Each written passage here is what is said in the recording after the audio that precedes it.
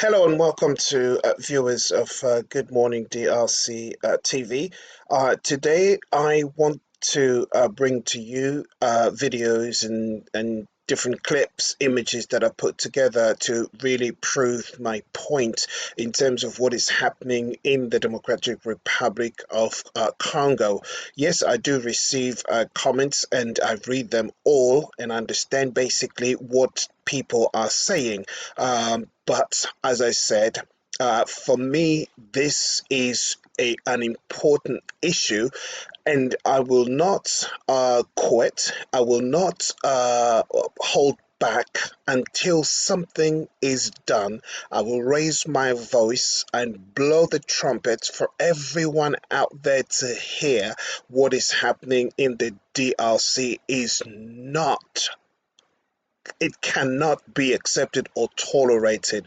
The world at large needs to come to grips with what is happening in this country. Now, I will play you the clips and you will listen to some of the things that are being said here, but I wanted to bring you back to history so you can understand why we are where we are today and why the Wazalendo, I call them heroes of the Democratic Republic of Congo, why I am in support of the Wazalendo, why I will continue to do so. The Wazalendo are the heroes. They've lost their lives. They stood up to fight against the enemy. They've done everything to protect the integrity of our territories.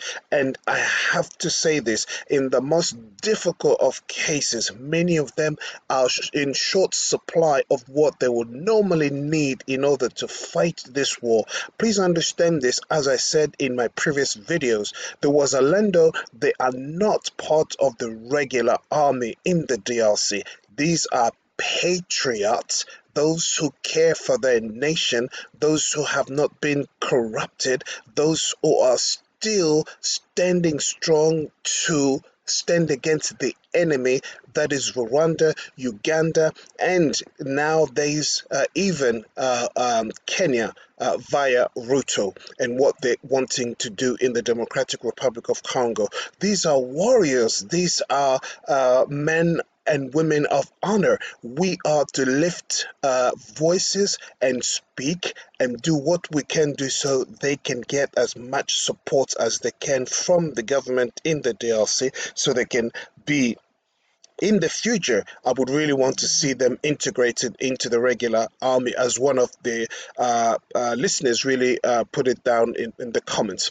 But listen, the story or the history of Congo goes back many years. Now, if you are just basically embracing this as a result of the recent events that have taken place in Goma and Bukavu, then there is a lot that you are missing. So I want to take you a little bit back, going back 30 years or even 25 years, so you can understand. But the history goes back even further than that. But I just want to bring you thus far, and there will be more videos that will come that will take you even before that, so you can understand, have an understanding of where we're coming from, where we are at the moment, and where it is we're going. Congo, my Congo, your Congo, we need to wake up to understand and that there is something that is in the pipeline and that the world is cooking, that the world has come together in order to do in our country. But we must rise up and stand.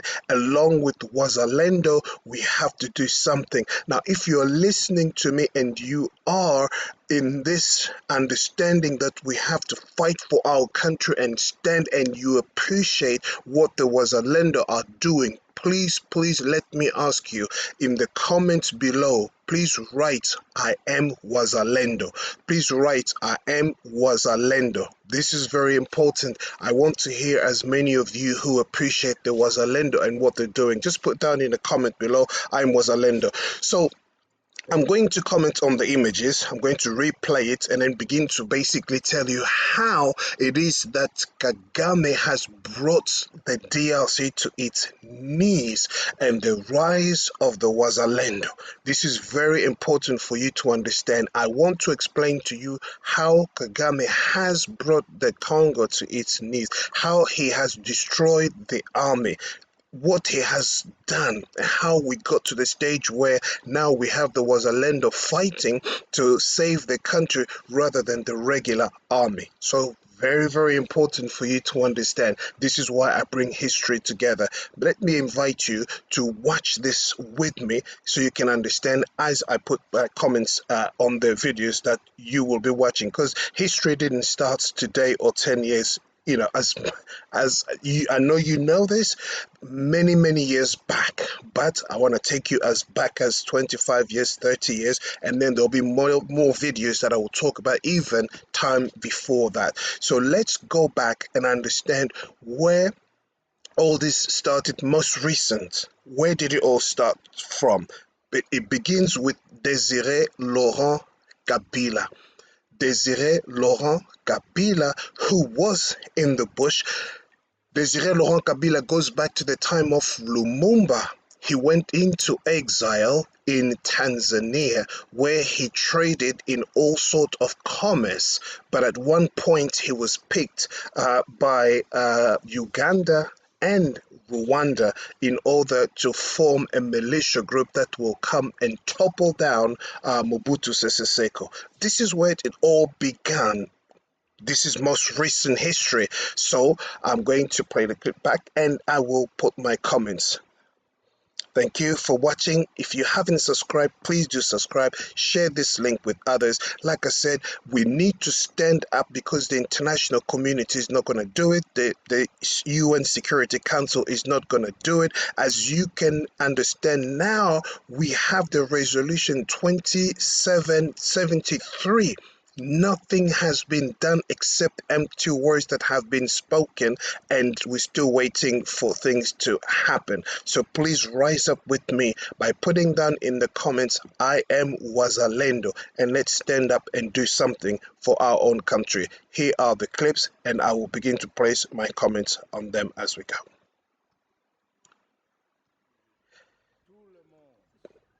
And here we have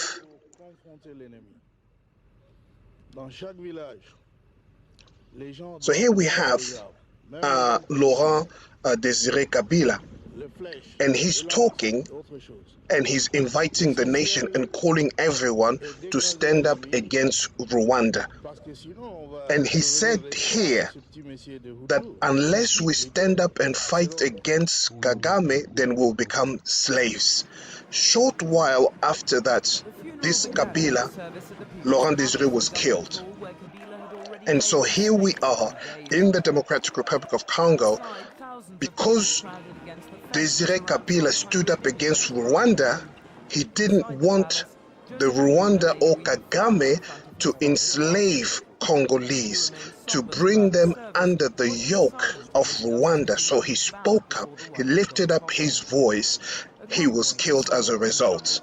So you see all this conglomerate of leaders that have come to his funeral, all of this concocted to do this. With the blessing of the international community, they decided to kill Laurent Désiré Kabila, the man whom they feared, who will come as a nationalist, who will stand in order to help the Congolese people. He had a different vision, but this man made a mistake in trusting Kagame and trusting Museveni to help him to topple down Mobutu. This is where it all began. Now look at him. The man is already gone, but he only stayed in power for 3 years. They killed him. He was assassinated by his own bodyguard. But I have to tell you today that many who were amongst, or at least those who knew actually what happened, they are speaking now to say that the so-called Joseph Kabila, he's on his stepson was actually amongst those who planned this death of his. Listen to this member of parliament in Belgium speaking about Laurent Désiré Kabila. This is what he says. He says this, he knows, he was there, he knows. He said the difficulty in Congo is the riches.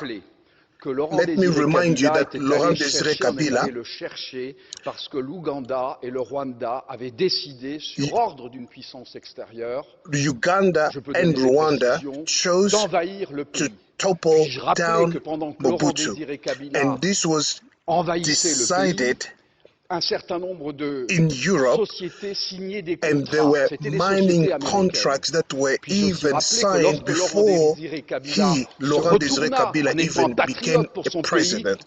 They decided to actually take this guy, to take him to power, but when he changed his mind against Rwanda and Uganda, they decided to kill him. And they went to find somebody by the name of Joseph. They said that this person, because he's from Rwanda, he will be able to manipulate him. So they decided to kill Laurent Désiré Kabila, and they have taken this guy and they put him in power in the Democratic Republic of Congo. So it is all clear that it was decided in Europe and in America to kill Laurent Désiré Kabila and to replace him with a man from Rwanda, of Rwandan origins. And that is Laurent.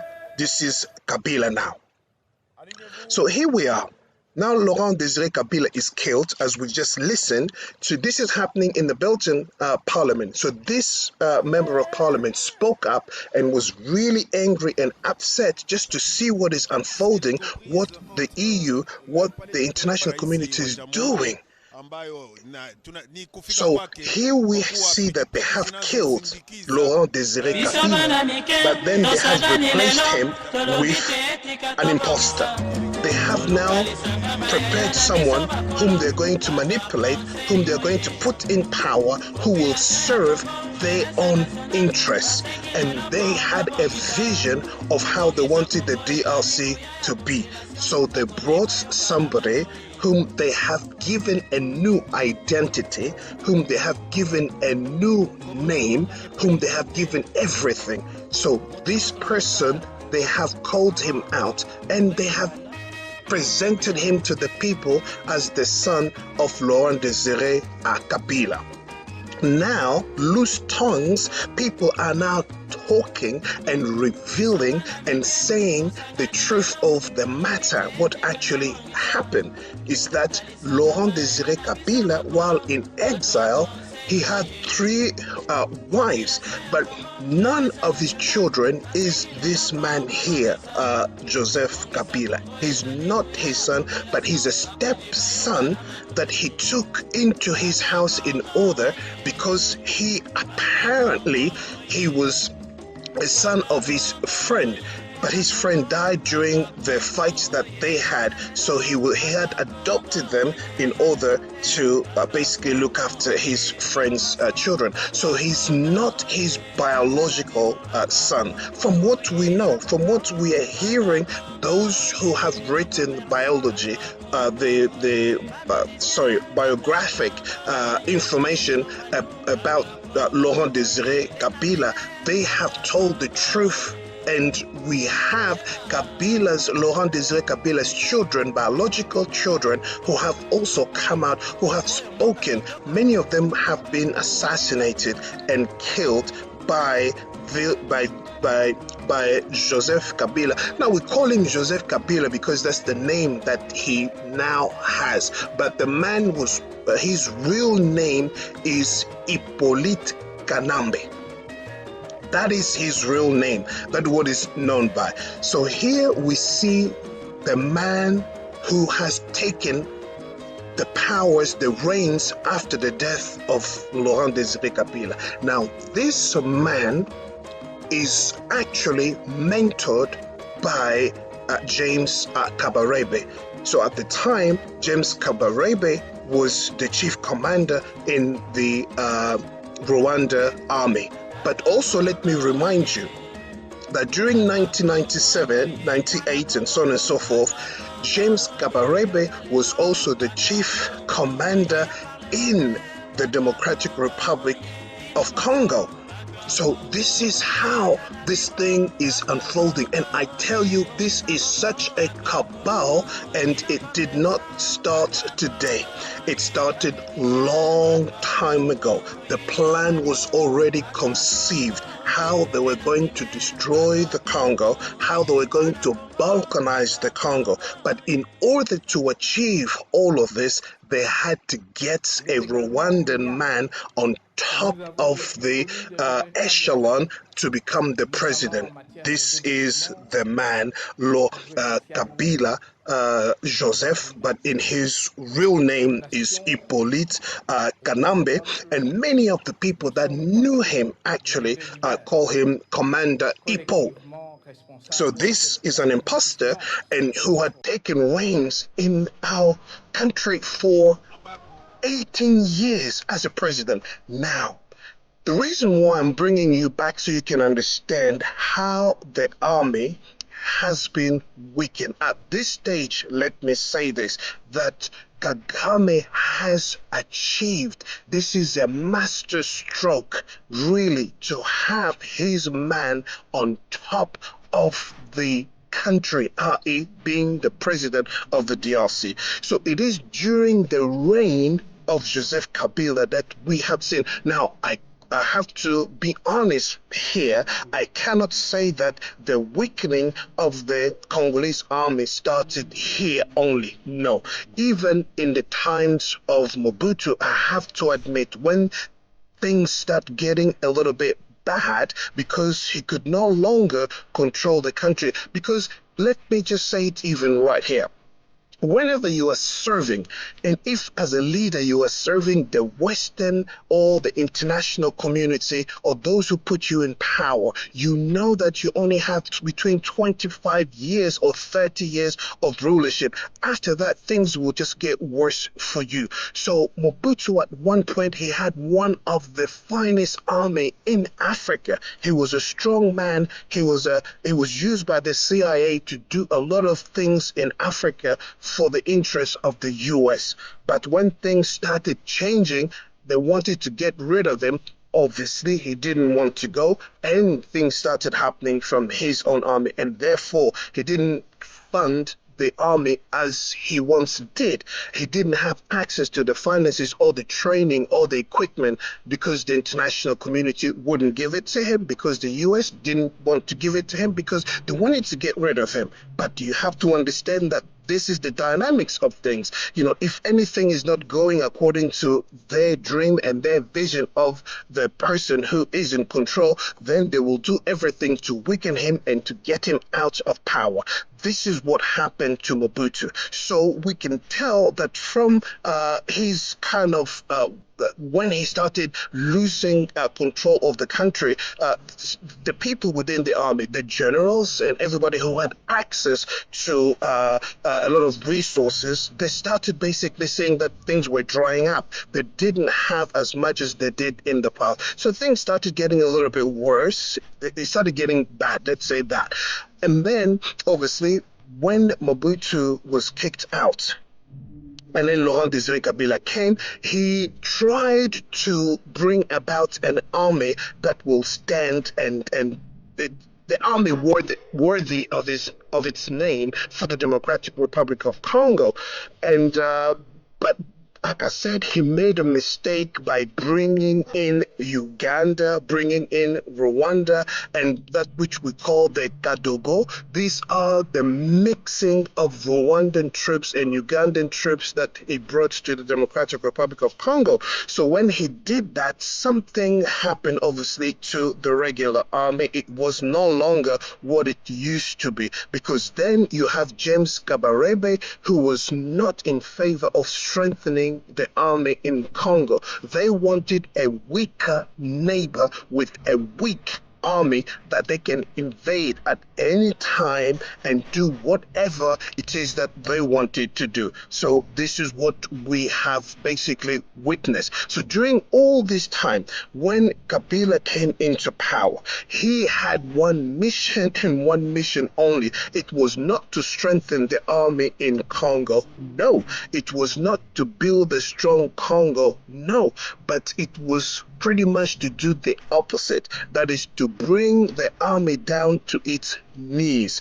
In spite of the images that you're seeing, these trucks and all of that, it does not mean much. Now, this man here is the architect who gave this, he's saying himself, I'm just basically translating to you, or at least interpreting what he's saying here. He gave Hippolyte Kanambe the name of he gave him the name Kabange. So he said this. He was a governor.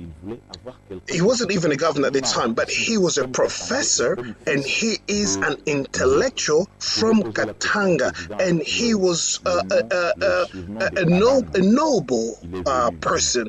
He was somebody who was revered in Katanga. So they reached out to him. He said, Kabila said to him at the time, Hippolyte said to him, he said, look, people don't trust me. They're calling me Rwandi, and they're calling me all this different name. I want you to make me a son of Katanga. Make it so that people will believe that I was born in Katanga. What do you do? Give me a name or something that will give me that identity. So the man said yes. So what did I do? I called together other nobles, other important people in Katanga. I got them together, and then we worked out and we gave him the name Kabange. So, and it is only then that they started basically cooking up all these stories to make the people believe that he was actually born in Katanga when it wasn't actually true.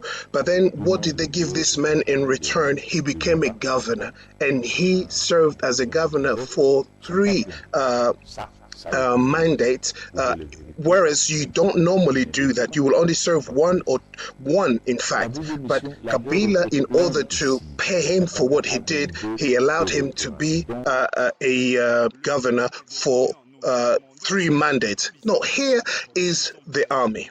I want to show you something. All the people, many of the military guys that you are seeing here parading and doing all of these things, they were not kind of the army that one should have or a country should have. Not at all. But this was something that was cooked up, as I said, in order for Joseph Kabila to come into power and to do what he did. So I bring you again this man who's speaking about Joseph Kabila. C'est un pays que j'aime beaucoup. C'est Congo I love. Moi-même été auprès du vice-président dans la I was next to President Zaid Ngoma, et j'ai suivi cette transition en étant un des acteurs. La difficulté du Congo, c'est sa richesse. Puis-je rappeler que Laurent Désiré Kabila est allé le chercher parce que l'Ouganda et le Rwanda avaient décidé sur ordre d'une puissance extérieure, je peux donner des précisions, d'envahir le pays.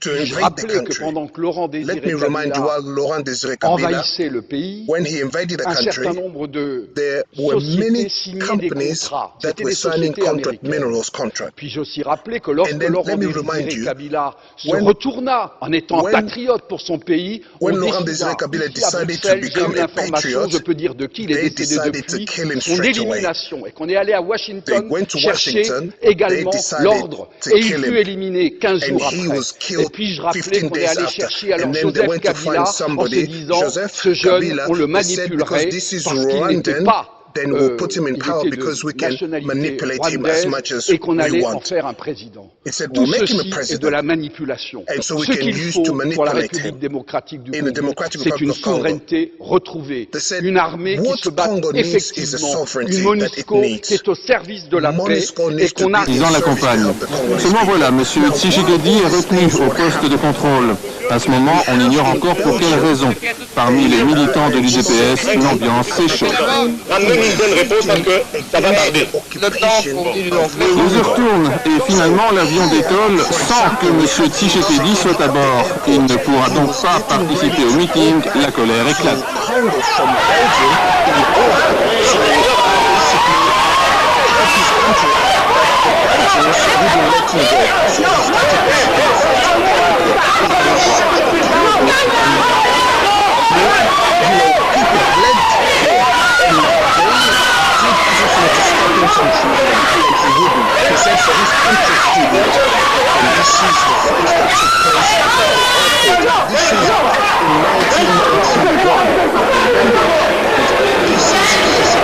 Résultat, 3 blessés dans les rangs des forces de l'ordre, 2 blessés parmi les militants zaïrois. Il n'y aura pas d'arrestation, mais l'affaire ne se conclut pas là. On connaîtra ce matin seulement la raison de l'interpellation de M. Tshisekedi. En fait, l'opposition zaïrois faisait l'objet d'un ordre d'expulsion signé en avril 88 par Jean Gol, à l'époque ministre de la Justice. Cet ordre d'expulsion, basé sur un arrêté ministériel, était valable pour 10 ans. M. Tshisekedi affirme qu'il n'en savait rien, et on peut le croire puisqu'il avait reçu récemment un visa des autorités belges avec la bénédiction de l'Office des étrangers. Il vivait en Belgique depuis plusieurs mois au vu et au su de tout le monde.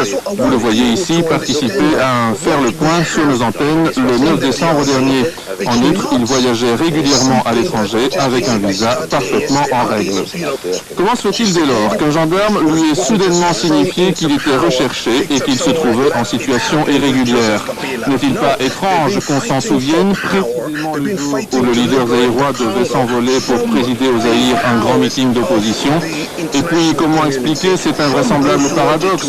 On interpelle M. Tshisekedi sur base d'un ordre d'expulsion et de la sorte on l'empêche physiquement de prendre son avion alors même qu'il ne souhaitait qu'une chose, quitter le... At the airport. Here we have, now that President Tshisekedi is in power, he understands the damage that has been done to the Democratic Republic of Congo. The army is no longer the army that it once was. So he wants to rebuild the army. He wants to raise a new generation of soldiers who will one day fight for the Democratic Republic of Congo. Now this is very recent. Now that he is now president, what has he done? He has recruited a large number, so over 100,000 new recruits, and he took them to Kitona and he's training them so that this will basically become a strong army in the years to come. Believe you me, it takes time to build a strong army. This is not something that happens in 2 or 3 years,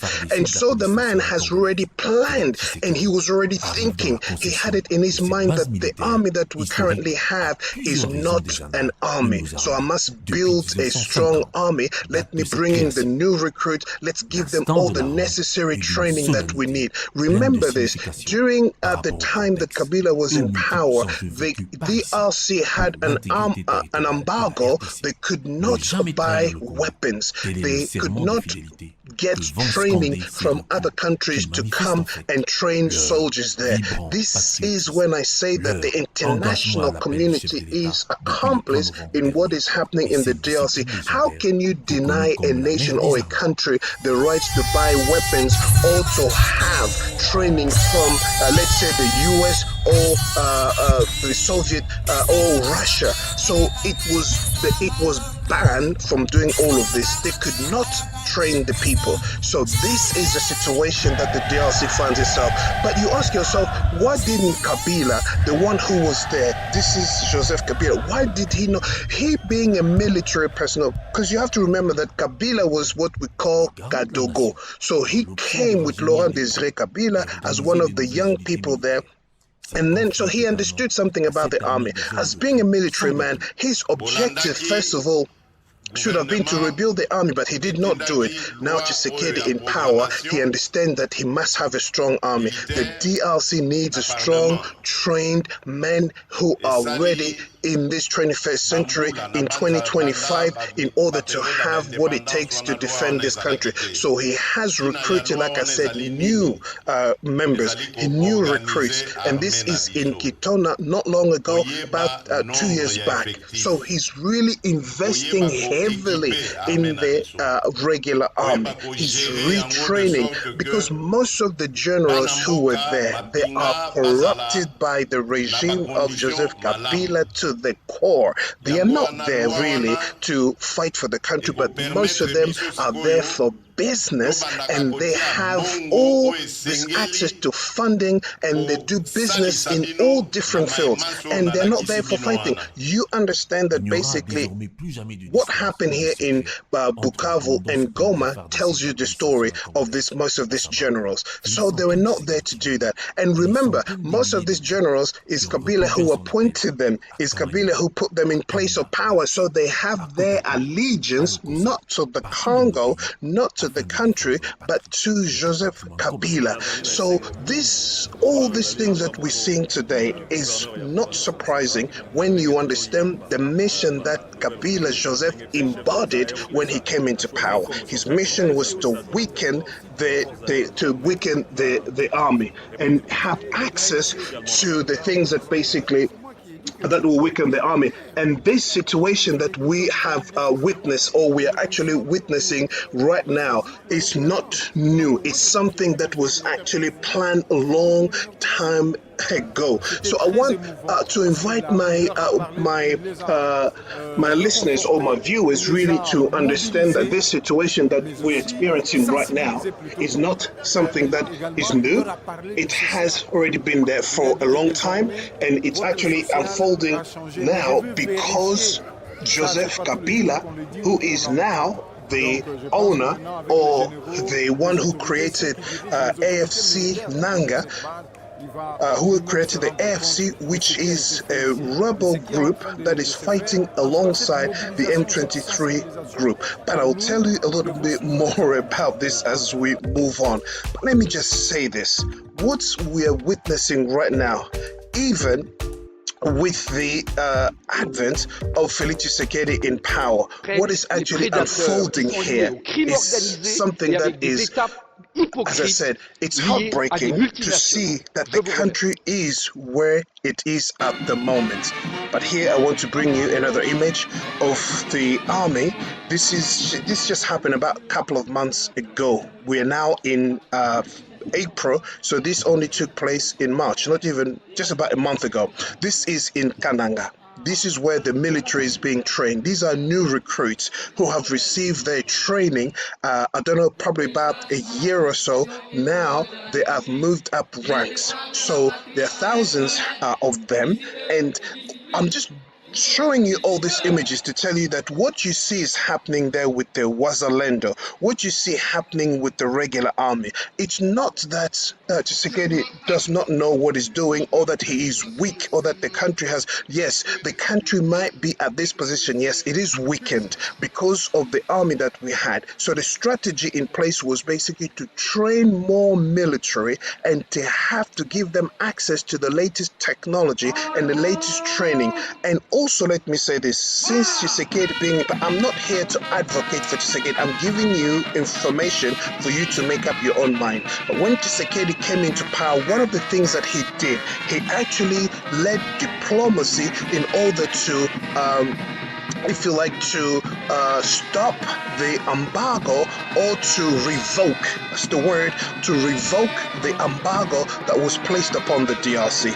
And he succeeded in doing that. So the Congo has now access to, is allowed to buy weapons and to bring in training from other nations. So this is what he has achieved in the time that he's been there. But you can imagine Joseph Kabila being there 18 years, he has not done a thing like that to just lead a, if you like, a diplomacy to bring this embargo to an end. He did not do it, but Felix Tshisekedi managed to do it, and now the army has access to buy military equipment, bringing international experts to train the military in the DRC, and this is what is happening at the moment. So there is something that is happening within the DRC in terms of its army. Yes, I know that the recent events in Goma, when people look at it, they're saying, my God, what kind of a country is this? Yes, I agree. It is a big mess. Yes,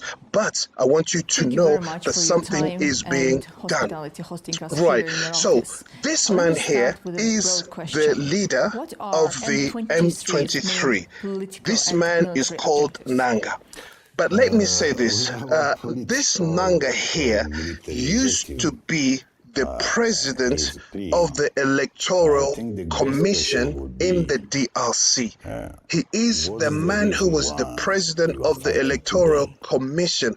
That means he is the man who actually proclaimed Felix Tshisekedi as president of the DRC. But he is now a rebel. He's now leading the AFC. And he's working in junction with M23. This to you or to me is, I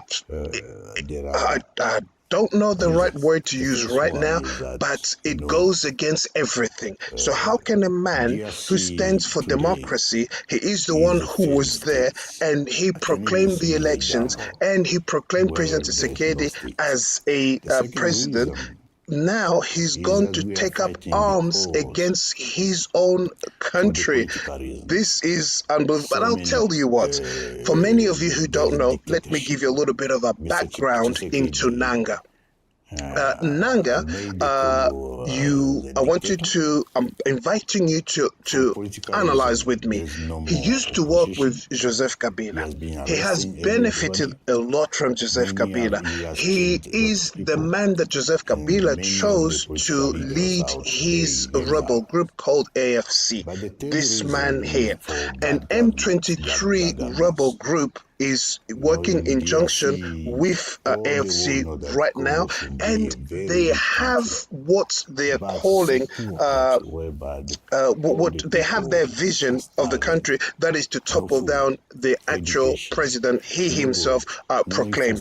Why do they want to topple him down? It's because Kabila Joseph wants to come back to power. And why does Joseph Kabila want to come back into power? Because he thinks that this is a kingdom. He's been there 18 years, but 18 years is not enough. But the man wants to come back again to rule over the DRC. Now, what is the situation in the eastern part of the Congo is getting worse, and I will get to speak about the Wazalendo, but I'm just giving you this history so you can understand where it's all coming from and where we're at the moment. So what we have here, the situation in the eastern part of the DRC is that you have Kagame on the one hand, who was working together with Joseph Kabila. Joseph Kabila gave Kagame a free rein in the Congo. So that means that the region, that Bukavu and Goma and Ituri and if you listen, there is a mining site called Rubaya. Rubaya is probably the largest exporter of coltan. This area, all that proceeds from there was under the control of Kagame. This was a deal that was made between Joseph Kabila and Kagame. So what we have there is that Kagame had a free rein to come into the DRC. He was leading and giving, if you like, he was the man who was consulted when it came to naming or giving promotion to militaries. You could not become a general in the eastern part of the DRC without Kagame's blessing, if you can believe that. I know for many of you, my listeners, will say, that's stupid, that cannot happen. But if you know well, if you can understand the history. Ask those who do know, they will tell you that that is the case. That's the point that it got to. Because Joseph Kabila, like I said, his mentor is Paul Kagame, and Paul Kagame's mentor is Museveni. So they have their plan that they had, and this plan was to always leave Kagame two corridors. One of it is security, and the other one is economic security, meaning that he is the one in charge of the security of that eastern part of the DRC. Nothing happens there militarily without him being aware. So he has to give his consent, he has to give his blessings for anything to actually take place. And when it comes to economic corridor, it means that he had access to all the minerals. The man could do whatever he wanted to do. And this is how he has always conducted himself for those many years when Kabila was in power. When I say Kabila, Joseph Kabila was in power. So he did that. So when Joseph Kabila lost power in 2018, Felix Tshisekedi came into power. The dynamics had to change. So Felix Tshisekedi embraced Paul Kagame and told him, listen, there has been a lot that has happened in the past. Many people have died. Millions, in fact, of people have died. But we want to make things better so that these things don't happen again. And the way we're going to have to do this is by having a good relationship as neighbors. So let's work together so that you as Rwandans and we as Congolese, we can actually do business, which is a win-win situation. And it was like the man had the heart to do it, and Kagame kind of showed initially the desire to do it, but he didn't follow it through. Like I said in my previous video, the man who's used to having a full cup is not going to be satisfied with half of a cup. And this is the situation with Paul Kagame. So no matter what Felix Tshisekedi wanted to give him, no, he wanted to have more than that. He wanted to enjoy the rights and the access that he had when Joseph Kabila was in power. And with that, Tshisekedi said, no, if this is the way you want it, it's not going to happen that way, because Congo, we need to rebuild our country. We need to develop as a nation. We cannot continue to have people being massacred, killed and looted and raped and all that is happening in the eastern part of Congo. It cannot happen that way. We have to come to some agreement. But Kagame was still, but let me say, while I say this, each month Kagame used to receive somewhere in the region of $60 million that the Congo is paying to Rwanda.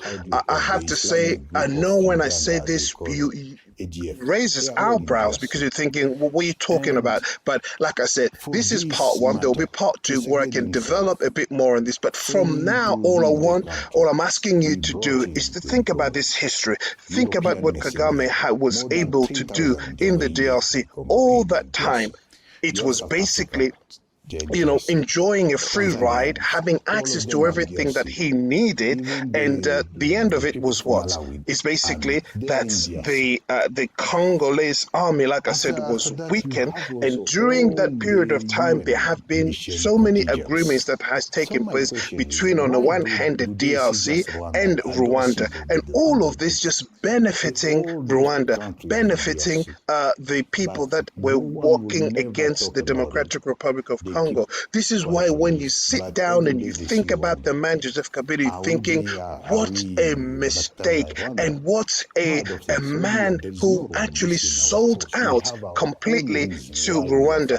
But it goes without saying that in the meantime, while all this is happening, Kabila has enriched himself to the level you cannot imagine.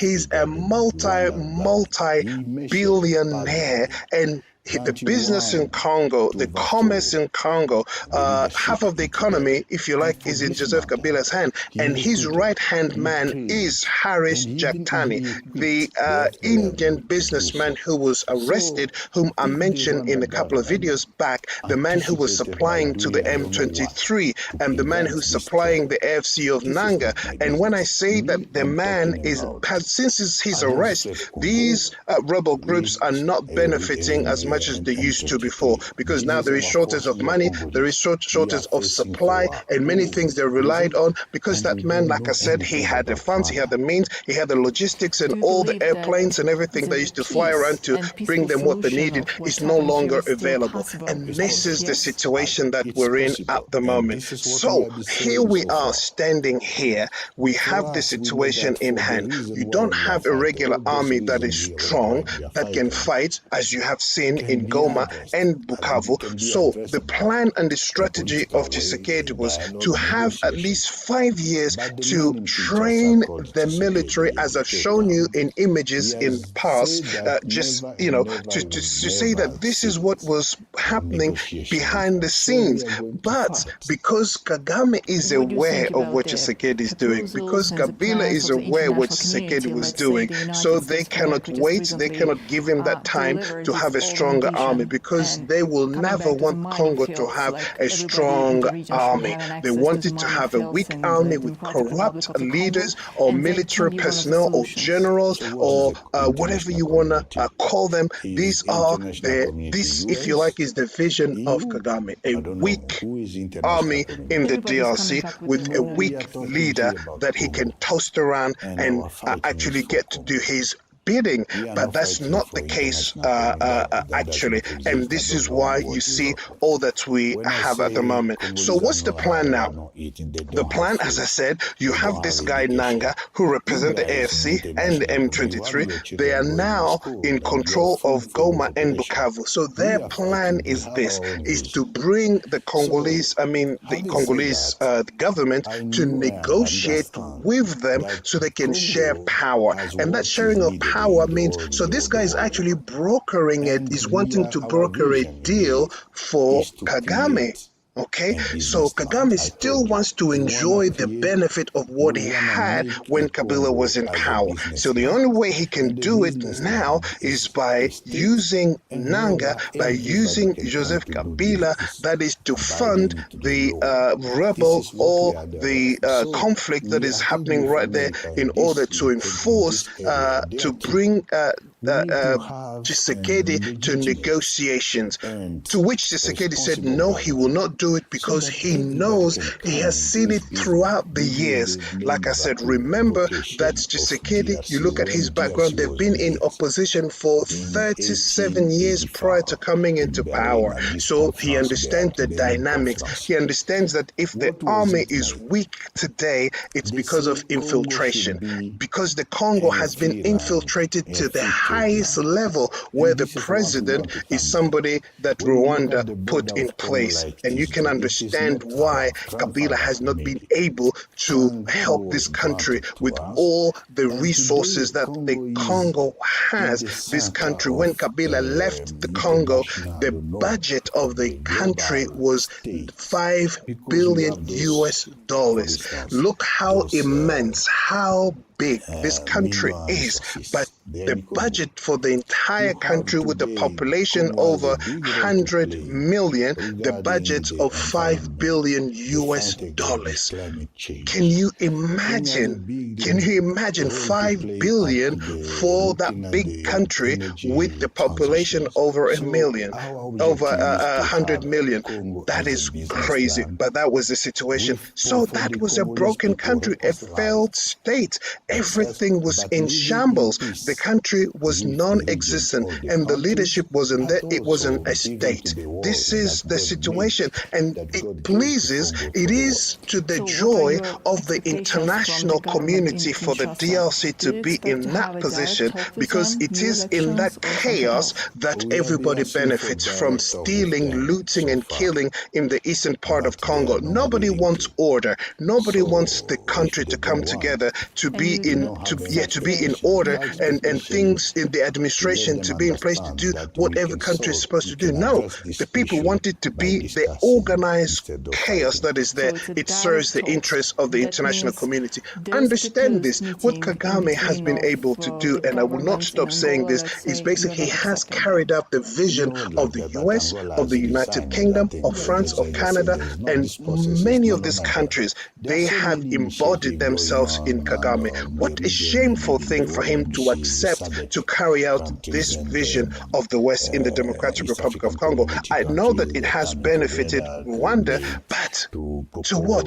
That's the cost of millions of lives from the DRC. But let me come back to this man, Nangaa, because right now, as we're talking, it is now the case that the M23 has now occupied Bukavu and Goma. So they're wanting to bring Tshisekedi to negotiations. Will he go? I don't think Tshisekedi is going to go to this. I don't think he will accept it because he had already said it. He will not do it. But it's just really crazy. So at this point, where are the Wazalendos? So the Wazalendo are now the ones that, if you like, are assuming the protection or the defense of the DRC by default. Okay, by default. So it is the case that they are the ones that are fighting, they are the ones that are stopping all these forces of the M23 and other forces that are trying to take over territories in the eastern part of Congo. In the past, Kabila would not support them. In the past, Kabila would not support them because Kabila didn't want to have a strong army or people who would stand against the Rwanda or stand against the militias that were trying to kill and to loot our countries. But now, the government in the DRC has accepted to support them because they consider them as patriots, those who are fighting against the nation. Because you cannot rely on the regular army, that is the FARDC. They are not capable of fighting or doing war or battle as you would expect in an army, because its leaders, not the whole army, but its leader, that is its commanders, those who are in a place of authority, most of them have been bought with money, most of them have been corrupted, many of them have already given their allegiance to Joseph Kabila, and Joseph Kabila is currently fighting against the Democratic Republic of Congo. You may say whatever you want to say, but I'm here to tell you that that is the case. So many of these leaders, because they have their allegiance to him, they won't fight him. So it brings this country to a difficult position, and this is why maybe, I say maybe, the deal that the DRC will have with the US is going to be the only, I don't want to use the word only, but it may be the only way that it will allow the country to enter into a time of peace. And during this time, Felix Tshisekedi can actually rebuild the Congolese army. When I say during this time, it means that I don't want him to stay in power longer than he needs to. He's already serving his 2 mandates, and after this, Felix Tshisekedi has to go, and he will go. But whoever comes after him, he has to carry the vision. He has to be a patriot. He has to be somebody who really has the Congo in his heart and wants to see things move forward. This is the reason why I'm saying that it is very important for us to help the Wazalendo, stand with them, give them whatever it is that they need so we can actually get to win this war. At this point in time, I know that Kagame is injecting more and more of its soldiers. Today is the 18th. Only yesterday, the 17th of April, there has been more troops from Rwanda into the DRC again. So it's like this is the matter of life and death for Kagame. He's probably saying to himself that it's either I do it now or we'll never be able to do it again. So he's holding on to it because he knows that his life depends on it. So they will not let go of Bukavu and Goma until they get what they want. It's going to be a tough one, but I will bring you more information and I will let you in on some of this stuff so you can basically understand where we stand at the moment. But I want you to hear, if you listen to Nangaa speak, you will not believe that this guy is Congolese. The things that he's saying, most of it is coming from Rwanda, and they have put it in his mouth, and he's speaking on their behalf, if you like. So I want you to listen to him and a few things that he has said so you can basically understand that they are all working for Rwanda at this stage. Here is Nangaa. I just want to do a little bit of a playback for you. And we don't know anything about Rwanda. Do you believe that the peace and peaceful solution of what's happening here is still possible? It's and possible. If yes? It's possible. And this is what we have been saying so far. For us, we know that for the reason why we are fighting, all those reasons why we are fighting can be addressed by a political way, a dialogue, negotiation. But the man in Kinshasa called Tshisekedi a dictator. He has said that never and never he will never sit in negotiation with us. So we are going to fight. What do you think about the proposals and the plans of the international community? Let's say the United States of America just recently delivered its own vision, and coming back to the mining fields, like everybody in the region should have an access to the mining fields in the Democratic Republic of the Congo, and that can be one of the solutions. So what is the international community? Is international community US, EU? I don't know. Who is international community? Everybody is coming up with their own ideas. No, we are talking here about Congo, and our fighting is for Congo. We are not fighting for international community. That does not exist. I don't know what is wrong. When I say Congolese are not eating, they don't have food, they don't have education. You guys in international community, you have your children going to school and you have food for your population. We are fighting, we have our own reason. So, having said that, I know and understand that Congo has what is needed in the whole world. And our vision, indeed, is to create a business land. I told you, we want to make a Congo as a business land. And a business land is a state and whereby everybody can come to do business, abiding to the law. This is what we are doing. So I think with America in this area, they are true. We need to have a legitimate and responsible government so that everybody can come and do his business. This is the main vocation of DRC when DRC was made in 1885 in Berlin at this conference, Berlin Conference. What was it made? They say Congo should be a free land, a free trade land. And this is what we want to come there. When you look at the border of Congo like it is not our grandfather who made it. Congo was granted to us. And today Congo is in the center of international, of the global stakes. Because we have those, for instance, those mineral resources there in Congo.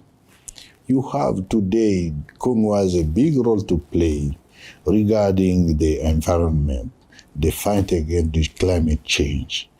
Congo has a big role to play at looking at the energy transitions. So our objective is to have Congo as a business land for the Congolese people reconciled themselves, but living in peace with the region, all the countries, but also giving to the world that God gave to Congo for the world. So what are your expectations from the government in Kinshasa? Do you expect to have a direct talk with them, new elections, or something else? We have been asking for direct talk with them so far, but they are not willing to. So if they don't want, and you do we not don't have any expectation. Our expectation to let them understand that we can address this issue by discussing instead of fighting. So it's a direct talks. That means those proposed meeting in between of the governments in Angola, let's say, you are not accepting them. Right? No, like that, but Angola has resigned. I think yes, this process is no longer there. There are so many initiatives going on in the region and even the world. You see SADC countries and East African community countries, they're coming together to propose to give some plan. We accept it and we will follow. The thing is that all those things have nothing to do unless we Congolese will say we need to sit together, discuss, present, identify our problems, and then address all those problems, and then everything is done. And let me just say that the man who's speaking here has literally, under his watch, 10,000 people, more than 10,000 people have died in Goma. Just in February here, 25, this man Nangaa, who was the president of Electoral Commission, who actually proclaimed President Tshisekedi as the elected president in 2018, now he's a rebel and got blood on his hands, and he sits here and he's wanting to negotiate so he can get his stake of power in the Democratic Republic of Congo. Now, I don't know what to say on this other than to say this is criminal, and President Tshisekedi has the right, and I think is right, to refuse to talk with them because they are considered as rebel and their place is in the prison, not anywhere else. But as I said, these things, well, we'll bring you more information as they unfold, but I like words I cannot believe, because if you allow them to share power, the next time somebody else wants to take power in the DRC, they're going to do the same thing. Take arms, go into the east of the country, kill people so they can bring people to negotiations. This is how the Congo is not developing because of things like this. We must deal with this once and for all. Thank you for watching. Please do subscribe, do share this information with people, and let's discuss. Please, I want you to put down I am Wazalendo. I'll bring you in part 2. I'll talk more about the Wazalendo and where this is going. Thank you for watching. Take care. Bye-bye.